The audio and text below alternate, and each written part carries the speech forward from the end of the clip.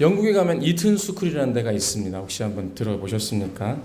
1441년 6월 24일 날 이 학교가 시작되었습니다. 당시 국왕이었던 찰스 6세가 하사금을 내려 지식도 있고 지혜도 있는데 열정도 있는데 돈이 없는 사람들을 모아서 학생들을 모아서 70명의 가난한 학생들로 시작된 학교가 바로 이튼 학교입니다. 이 이튼 학교가 많이 달라져서 지금은 가난한 사람들이 모이는 학교가 아니고 영국의 귀족의 자녀들이 수업을 받는 학교가 되었습니다. 무슨 말입니까? 명성과 영광이 있는 학교가 됐다는 이야기입니다.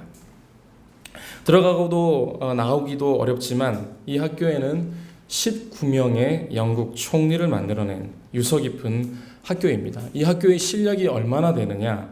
영국에서 한번 전체 학교 평가를 내려보니까 실제 학생들의 실력은 전체의 한 20위 정도라고 합니다. 그렇게 높은 편은 아니라고 평가를 했습니다. 그런데 왜 이 학교가 명예롭고 영광스러운 학교가 되고 또 그렇게 불리우는 것일까요? 그것은 이 학교가 정말 귀족을 키우는 학교이기 때문에 그렇습니다. 진짜 귀족을 만들기 때문에 그렇습니다. 우리가 생각하기에 귀족이라고 이야기하면 우리나라 문화와 좀 다르기 때문에 아마 특권을 먼저 생각하실 겁니다. 그런데 이 학교의 특징은 특권을 중요시하지만 그러나 그보다 더 무게를 두는 것이 바로 책임에 대한 훈련을 강화하고 있습니다. 노블레스, 특권에는 오블리주, 책임이 있다. 그리고 그들에 대한 충성심을 높여주고 그 어떤 젊은이들보다 나라에 헌신하는 학생들로 만들어가고 있기 때문에 대단하다고 생각하고 영예롭다고 생각하고 명예롭다고 생각하는 학교가 되고 있는 것입니다. 그걸 잘 보여주는 예가 있습니다. 근세 전쟁에서 이튼의 전사자 수가 2034명이나 된다고 합니다. 1차 세계대전에서 1157명이 전사했고 2차 세계대전 중에 748명이 전사했습니다. 지금도 전쟁이 나면 아마 학교의 사람들은 당당하게 이야기합니다. 우리가 제일 먼저 나라를 위해서 목숨을 바치리라. 이들이 나라를 위해 목숨을 던질 수 있는 이유는 무엇입니까? 자기들의 특권이 책임이 분명하다는 것을 알고 있는 그 마음 때문에 그렇습니다. 그래서 일반인들과 다르게 사는 모습으로 간다는 것이죠. 그래서 그 학교가 영예롭고 명예롭고 영광스럽다라는 것입니다. 오늘 왜 제가 이런 이야기를 드리느냐? 우리가 바로 명예롭고 영예롭고 영광스러운 세상과는 다르게 살아가야 될 사람들이기 때문에 이 말씀을 드리는 것입니다. 다시 말하면 우리가 영적인 귀족인 것이죠. 이는 특권에 대한 이야기를 드리는 것이 아닙니다. 그것에 대한 책임에 대한 부분입니다. 문제는 무엇입니까? 우리가 영적 귀족으로 부름을 받고 하나님의 정말 왕족으로 부름을 받았음에도 불구하고 우리는 다르게 살지 못한다는 것입니다. 우리는 진리를 알고 다르게 살아가야 될 사람들인데 진리를 붙잡지 못하고 비진리에 목숨을 걸고 있는 모습은 없습니까? 고난 앞에서 믿음의 사람, 우리 영적인 귀족은 달라야 됩니다. 기쁨 앞에서도 달라야 되는 것입니다. 어려움을 직면했을 때도 우리는 그 처신이 달라야 되는 것입니다. 기도하는 모습이 달라야 하고 회사에서 살아가는 모습이 달라야 되는 것입니다. 오늘 하루를 돌아보십시오. 다르게 사셨습니까? 너무 딱딱해지는 것 같아서 제가 재밌는 질문 하나 드리겠습니다. 정글의 왕이 누굽니까? 네, 사자죠. 사자는 생쥐하고 노는 게 다릅니다. 그렇지 않겠습니까? 독수리는 참새가 노는 것하고는 견줄 수 없습니다. 신분이 다르다. 우리의 모습이 다르고 영적으로 부름이 다르다. 이런 걸 생각할 때 우리가 얼마나 다르게 살아가고 있는가 우리는 잘 한번 생각해 보아야 됩니다. 어쩌면 우리가 당면하고 있는 여러 가지 어려움들을 만날 때 어쩌면 세상 사람들보다도 더 미숙하게 우리는 행동하고 있지는 않은가, 생각하고 있지는 않은가라는 것이죠. 저는 오늘 이런 희망과 말씀 속에 주시는 은혜를 서로 나누었으면 좋겠습니다. 누가 여러분들을 보았을 때, 저를 포함한 우리 모두를 보았을 때, 저 사람에게는 정말 다른 점이 있구나. 오늘 이런 이야기를 들을 수 있는 분들이 되시면 좋겠고, 물론 그렇게 살아가고 있는 분들도 계시다고 생각이 됩니다. 그러나 보편적으로 아마 그런 질문을 받았을 때 아마 우리는 자유롭지 못할 것입니다. 오늘 말씀을 통해서 하나님의 백성으로 우리가 어떻게 다르게 살 수가 있을까? 말씀의 원리를 따라서 우리가 함께 다르게 살기 위한 마음들을 잡아가면 좋겠습니다. 첫 번째, 하나님의 나라 백성으로 다르게 살기 위한 원리는 한번 따라해 주시면 감사하겠습니다. 사랑의 원리입니다. 사랑의 원리입니다. 1절과 2절을 보십시오. 안식일에 예수께서 한 바리새인 지도자의 집에 떡잡수시로 들어가시니 그들이 엿보고 있었습니다. 그리고 주 앞에 수종병 든 한 사람이 있었습니다. 오늘 본문을 읽으면 두 부류의 사람이 등장하는데, 첫 번째는 초청을 한 사람이고 두 번째는 초청을 받은 사람입니다. 초대한 사람은 누굽니까? 네, 그렇죠. 바리새인 지도자라고 되어 있고, 개혁 성경에는, 이전 성경에는 바리새인의 두령이라고 말하고 있습니다. 아마 굉장히 높은 사람이었을 거다라고 생각이 됩니다. 바리새인 중 고위직 한 사람이 예수님을 안식일에 식사 초대를 한 겁니다. 그런데 이는 유쾌한 일이 아니었습니다. 우리가 말씀을 잘 보면 알 수 있듯이 초대를 받은 사람도 세 부류가 있었는데, 율법 교사들, 수종병 든 사람이 있었고 예수님이 있었습니다. 수종병이 무슨 병입니까? 신장이나 간장, 심장에 물이 차는 병을 이야기합니다. 우리식으로 말하면 복수가 차는 것이지요. 복수 때문에 배가 만삭이 나온 어려움이 있는 사람입니다. 그리고 예수님의 제자들을 청한 것이지요. 왜 그랬을까요? 왜 이런 좀 다른 사회의 다른 계층들을 초청을 해서 그런 자리를 만들었겠습니까? 우리가 잘 알고 있듯이 이는 예수님을 시험하기 위한 덫이었습니다. 안식일에 수종병 든 사람을 고치면 율법을 범하는 것이기 때문에 예수님에 대해서 지적하고 잡을 명분을 만들 수 있었던 것이죠. 고치지 않으면 어떻게 됩니까? 고치지 않으면 병자도 돌아보지 않는 파렴치한이 될 수도 있습니다. 예수님은 이러지도 못하고 저러지도 못하는 상황에 놓인 것이지요. 수종병자는 쥐덧 미끼처럼 함께 자리했고, 예수님은 그 미끼를 물게끔 한 상황이 오늘 말씀의 상황이라는 것입니다. 이 심상치 않은 분위기를 예수님이 모를 리 없으시겠죠.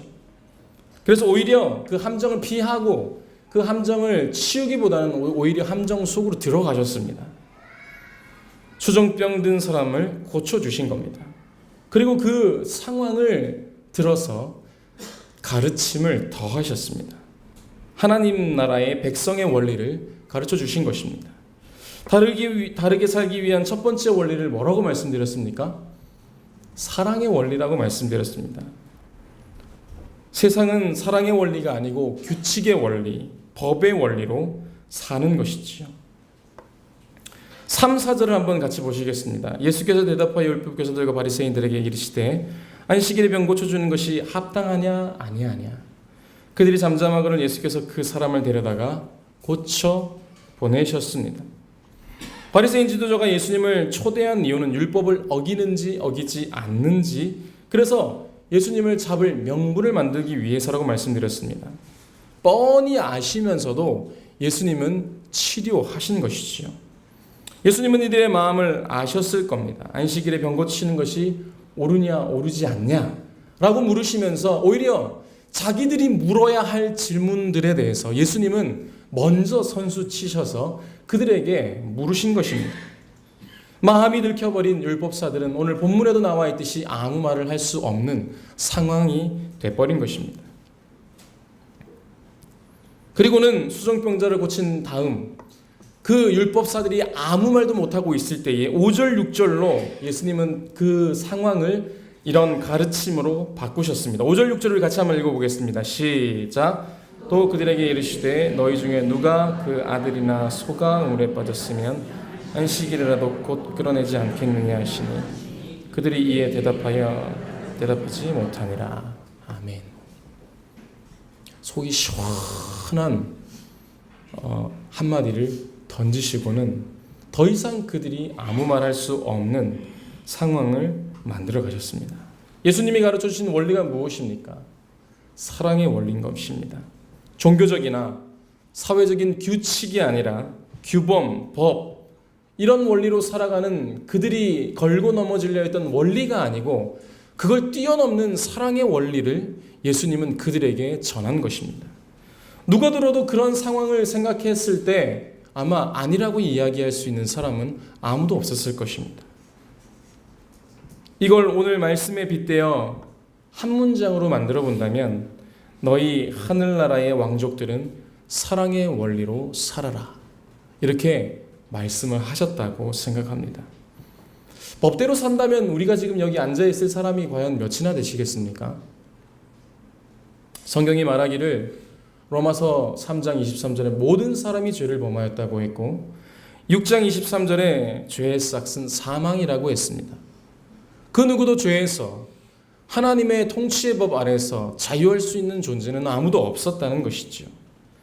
그러나 그 죄의 삭신 사망에 대해서 예수님은 용서해 주시고 자신을 그 죽음으로 우리가 죽어야 될 그 죽음을 대신 지시면서 사랑의 원리를 몸소 보여주셨습니다. 그래서 오늘 이와 같은 가르침이 가능한 것은 예수님 마음속에 이미 모든 것을 다 사랑한 마음을 가지고 이야기를 하셨기 때문에 그 진정성에 대해서 그 누구도 딴지 걸 수 없었던 것입니다. 그 용서, 그 사랑 때문에 우리의 신분이 더 이상 세상의 티끌이 아니라 하나님 나라 왕국의 백성들로 살아갈 수 있게 된 것이지요. 신분이 달라지셨습니까? 한번 물어보겠습니다. 신분답게 살아가고 계십니까? 우리가 언제 누구와 무슨 일을 하든지 상관없이 우리의 삶을 이끌어야 할 원리는 사랑의 원리입니다. 자식이 3번 말 안 듣는다고 경찰 불러 잡아가라고 하는 그런 부모 있겠습니까? 남편이 약속 시간에 늦는다고 검찰에 고발하는 그런 아내는 없을 것입니다. 가정의 규칙, 가정은 규칙의 법이 아니라 사랑으로 유지되고 있는 것 아니겠습니까? 하늘나라의 원리도 마찬가지입니다. 규칙이나 법, 그것이 중요하지 않다, 그것이 아무것도 아니라는 말씀을 드리는 것이 아닙니다. 그 위에 있는 하나님의 사랑의 법이 그 위에 있는 것이죠. 그래서 우리는 그리스도인들로 살아가며 내 안에 사랑으로 말하고 있는가, 내가 사랑으로 내 지금 상황을 뛰어넘고 있는가 생각해 봐야 되는 것입니다. 만약에 사랑이 없다면 그건 하나님 없는 인생이라는 증거를 자기 스스로 드러내는 것입니다. 누가 믿음을 지키지 못한다고 맹비난하고 있다면 그 비난하는 그 사람이 신앙인인지 의문해야 합니다. 그런 상황을 바라보며 정죄하지 않고 나도 과거에 저랬는데 저에게도 하나님의 은혜가 필요하지 않겠는가라고 기도해 준다면 그 사람은 신앙인일 것입니다. 성숙한 사람들은 이와 같이 교만하지 않고 하나님의 뜻을 깨달아 그 뜻대로 살아가고, 미숙한 사람들이 있다면 그들을 받아주고 안아주는 사랑의 원리가 있을 때 공동체는 망하지 않는 것입니다. 이 반대는 어떻게 되겠습니까? 성숙한 사람은 교만하여 지적하기를 좋아하고 미숙한 사람들은 자기가 하는 말이 무슨 말인지도 모르면서 비난하고 있다면 그 공동체는 끝장나는 것입니다. 우리가 견지해야 될 삶의 원리는, 말씀이 오늘 우리에게 분명히 이야기해주고 있는 원리는 규칙인, 법인 그런 것이 아니고 사랑의 원리다. 언젠가는 좋아질 수 있겠다 라고 하는 희망을 안고 부모는 자식을 기릅니다. 그 아이 속에 가능성 하나 붙잡아서 그 아이를 위해서 기도하는 부모가 신실한 믿음을 전수해 줄 수 있는 부모가 되는 것입니다. 그 사랑의 원리를 예수님은 오늘 우리에게 말씀해 주고 계신 것이지요. 만약에 우리가 잘못할 때마다 하나님이 우리를 징계하셨다면 우리는 어떻게 되겠습니까? 우리는 구약의 그런 모습을 잘 보고 있습니다. 그러나 말씀을 통틀어 우리는 구속사적인 하나님의 계획을 보고 있기 때문에 구약의 진노의 하나님이 신약의 사랑의 하나님으로 나타나셔서 자기가 모든 짐을 대신 지시고 죽음으로 모든 죄악을 끊어버리셨다는 것을 우리가 알기 때문에 오늘 지금 저와 여러분이 이 자리에 앉을 수 있는 것이지요. 오늘 이 자리에 앉아 있는 것이 우리 걸음으로 왔다고 믿으신다면 착각이십니다. 오늘 우리가 이 자리에 앉을 수 있는 것은 주님의 사랑의 그 법, 그 때문인 것입니다. 하나님이 우리의 꼴을 봐주시고 기도해 주시고 함께 해주시기 때문에 오늘 우리가 이렇게 있는 것이지요. 내게 잘해주는 사람들과만 지낸다면 그건 3살짜리 어린아이가 하는 짓입니다. 하나님 없는 사람도 내게 사랑을 주고 나에게 고마운 일을 해주면 하나님 없는 사람도 그 사람은 사랑할 수 있습니다. 그러나 하나님의 사랑을 아는 우리는 그보다 더 사랑해야 하지 않겠습니까? 그보다 더 사랑해야 하지 않겠습니까? 이것이 사랑의 원리, 영적인 귀족으로 살아가야 될 첫 번째 원리인 것입니다.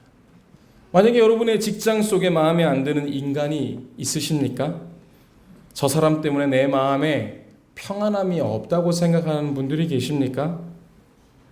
거기에 매여 있다면 오늘 입장을 바꿔서 하나님이 우리고 그리고 여러분이 그 입장이라면 입장을 바꿔서 생각해 본다면 하나님이 어떻게 하셨을까?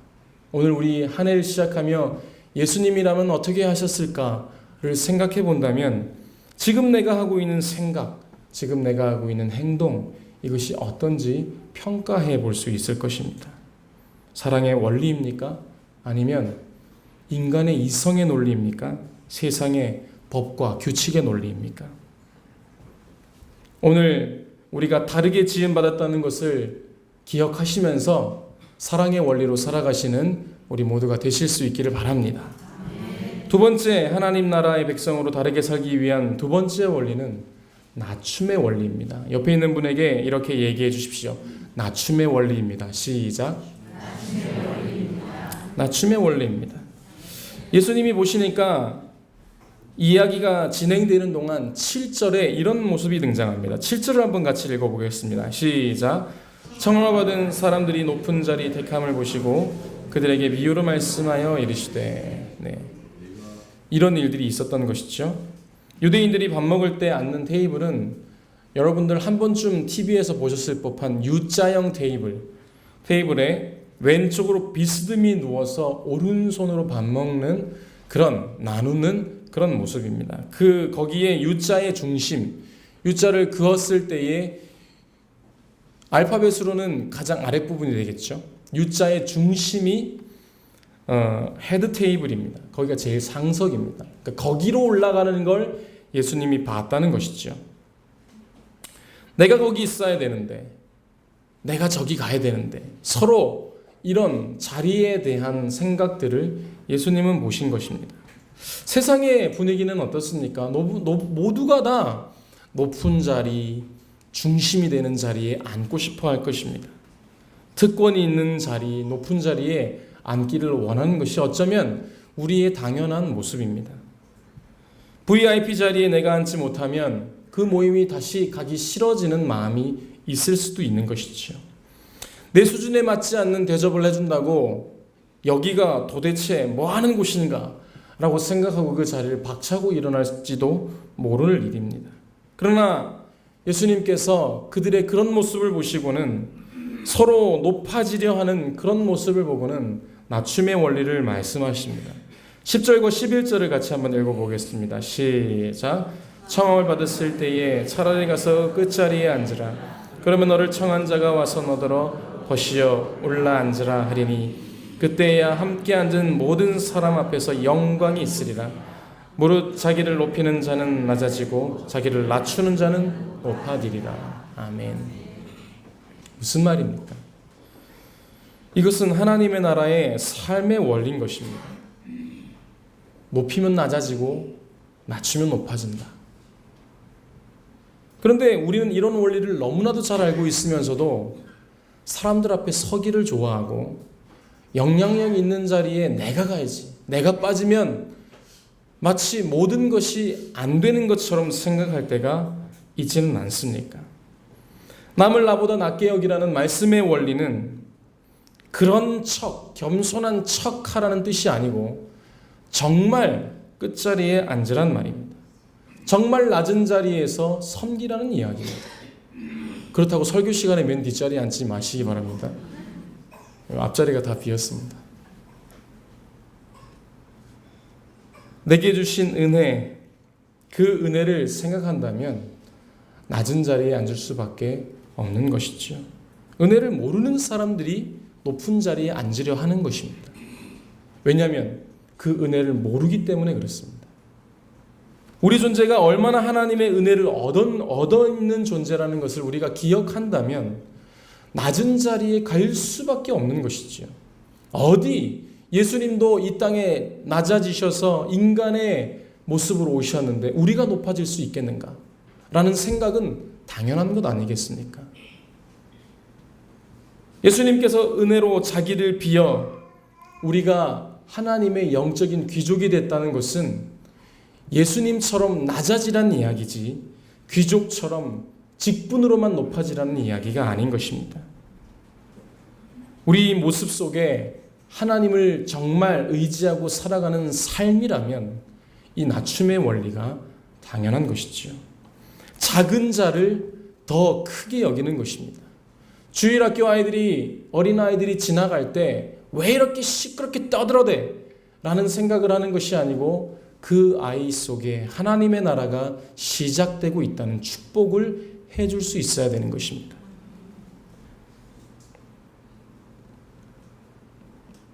마태복음 6장을 보면 자기를 드러내기를 좋아하는 사람들에 대해서 예수님 말씀하시면서 그렇게 얘기를 하십니다. 마태복음 6장 2절과 5절과 16절을 보면 구제할 때에 외식하는 자에 대해서 말씀하시면서 회당과 거리에서 나팔을 불지 말라고 이야기하시면서 이는 자기의 상을 이미 받았다라고 이야기합니다. 그리고 5절에서 기도할 때에 외식하는 자같이 하지 말라고 말씀하시면서 회당과 큰 어귀에서 서서 기도하기를 좋아하는 사람들은 자기 상을 이미 받았다라고 이야기합니다.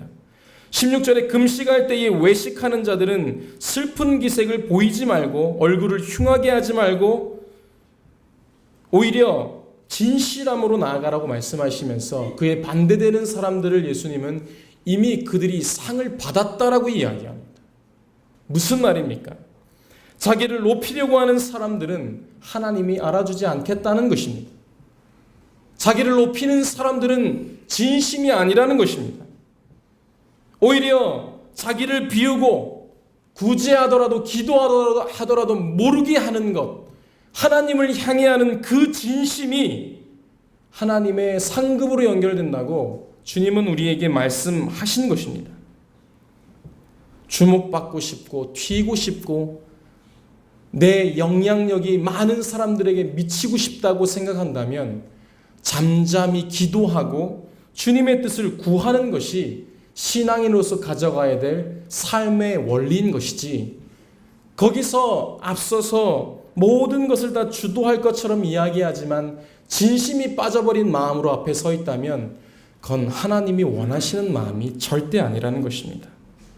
그래서 마태복음 6장 3절과 4절은 이렇게 이야기합니다. 너는 구제할 때에 오른손이 하는 것을 왼손이 모르게 하여 내 구제함을 은밀하게 하라. 은밀한 중에 보시는 너의 아버지께서 갚으시리라. 우리가 하나님의 은혜를 구해야지 사람들이 알아주는 것을 구해서 되겠습니까? 하나님이 갚아주신다. 하나님이 아신다. 그걸로 만족하지 못한다면 그건 욕망이지 하나님께서 주실 은혜를 사모하는 마음이 아닌 것입니다. 예수님으로 만족하는 인생, 주님이 알아주시면 그것으로 다 되는 인생이 되는 것이 참된 그리스도인의 모습이지 내가 얼마나 여기까지 헌신하며 나왔는데 당신들이 날 그걸 몰라주니 서운하다고 이야기하는 것은 그건 욕망이지 그건 진심이 아닌 것입니다.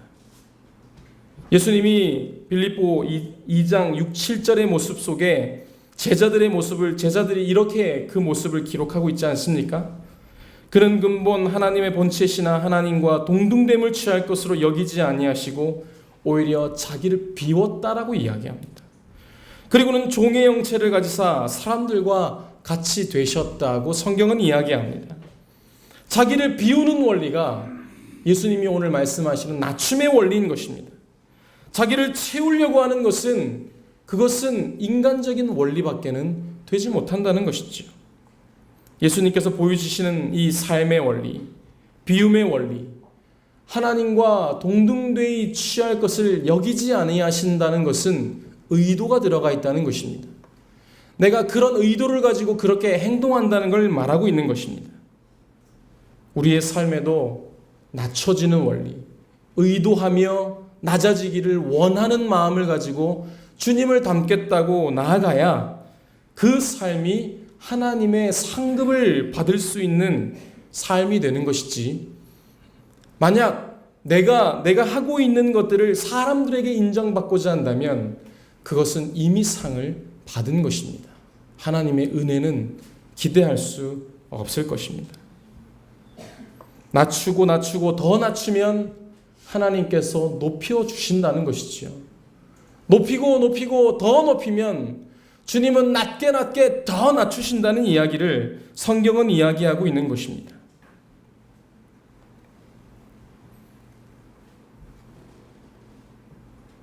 말씀을 정리하겠습니다. 아파트나 상가들을 분양할 때 판매물의 건축물이 완성되기 전에 어딜 먼저 가보시나요? 네, 그렇죠. 견본주택이라고 이야기합니다. 견본주택에 가서 그 집을 경험해 봅니다. 방은 어떤지, 물은 잘 나오는지, 욕실의 크기는 어떤지, 주방은 활동하기가 괜찮은지, 그러고는 그 모델하우스 견본주택에서 내가 이 집 살지 말지 결정합니다. 영적인 우리의 모습이 마치 세상 사람들에게는 신앙의 모델하우스입니다.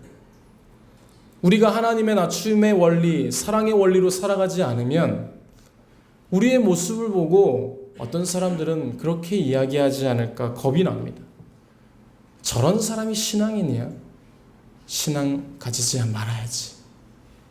이 얼마나 하나님의 영광을 가리는 일입니까? 그러나 저는 소원하기를 오늘 말씀에서 이야기해 주는 이 두 가지의 원리를 붙잡고 누군가 우리의 모습을 보았을 때, 야, 저 사람의 눈빛이 다르구나. 저 사람의 삶의 모습이 다르구나. 저 사람의 언어의 모습이 다르고 저 사람이 나를 대하는 진심이 다르구나 라고 느껴지면 저 사람이 왜 그러지 궁금증을 갖지 않겠습니까? 그리고는 그래, 무릎을 치면서 이유가 있지. 그래, 저 사람이 신앙인이었구나. 이런 얘기를 들어야 되지 않겠습니까?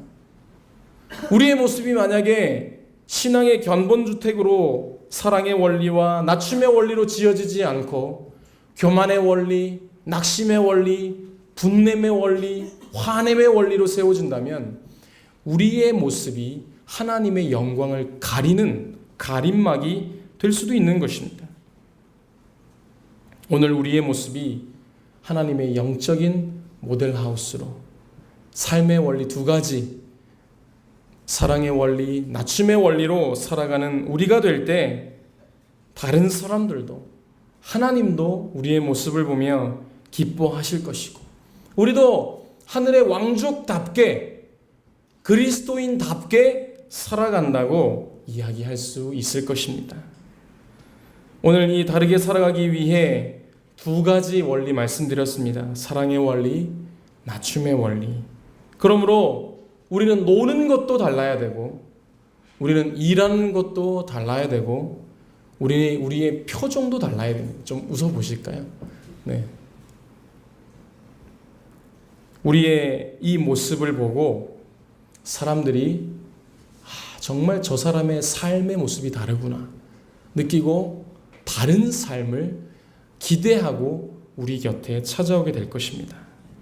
오늘 마지막으로 이렇게 좀 격려를 해드렸으면 좋겠습니다. 옆에 계신 우리 가족이라면 가족의 호칭을 부르면서 집사님이 앉아 계시고 장로님이 앉아 계시고 권사님이 앉아 계시고 성도님이 앉아 계시면 성도님의 모습 속에 하나님이 보입니다. 이렇게 한번 이야기해 보겠습니다. 시작. 네.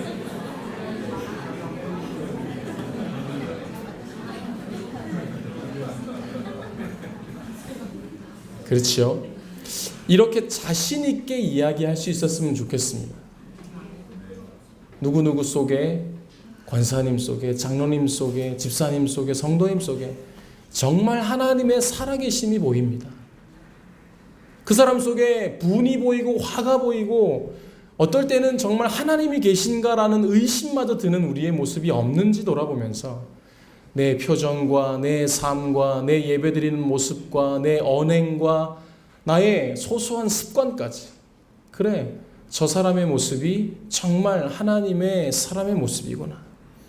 사랑이 있고 낮아짐이 있고 은혜가 있구나.